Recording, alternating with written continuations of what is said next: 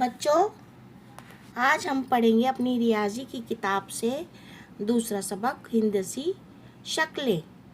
अब आपको पता है हिंदसी शक्लें क्या होती है? बेटा ये देखो जो टेबल पर रखा हुआ है सब चीज़, बॉल और एक कैप रखी है, माचिस की डिब्बी रखी है, छोटी सी एक गेंद रखी है और बहुत सारी चीज़ें रखी हुई है, पता है।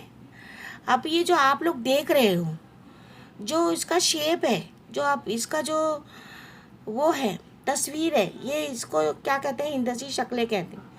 अब देखिए बच्चों, ये जो दूसरी उसमें बताया है, ये है देखो ऊपर कैप है ना, एक टोपी है। इसकी शक्ल आपको कैसी दिख रही है? इसकी शक्ल आपको मखरूत नुमा दिख रही है, यानी कि आप लोग आइसक्रीम खाते हो ना बेटा, आइसक्रीम की शक्ल है ना बेटा इसकी। जो आप मेहंदी का कोन घर पर लगाते हो अपने, उसकी भी शक्ल ऐसी ही होती है ना। इसको मखरूत कहते हैं। क्या कहते हैं इसको? मखरूत। और बिल्कुल इसी के नीचे देखो बेटा एक बॉटल नुमा शक्ल नज़र आ रही है, इसको कहते हैं मदवर अस्तवाना। क्या कहते हैं बेटा इसको?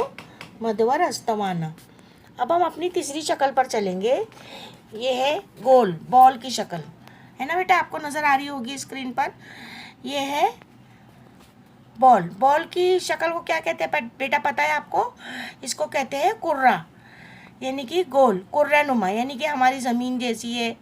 हमारी ज़मीन को कुर्रा कहते हैं ना, वैसे ही इसको भी गोल, ये भी गोल है, बॉल भी, गेंद भी गोल होता है, इसलिए इसको कुर्रा नुमा सतह कहते हैं, यानी कि इसको कुर्रा कहते हैं। अब देखिए बच्चों, ये है आपका होमवर्क नीचे वाला। इसको आपको मुझे इसकी जोड़ियाँ आपको लगाकर मुझे सेंड करना है।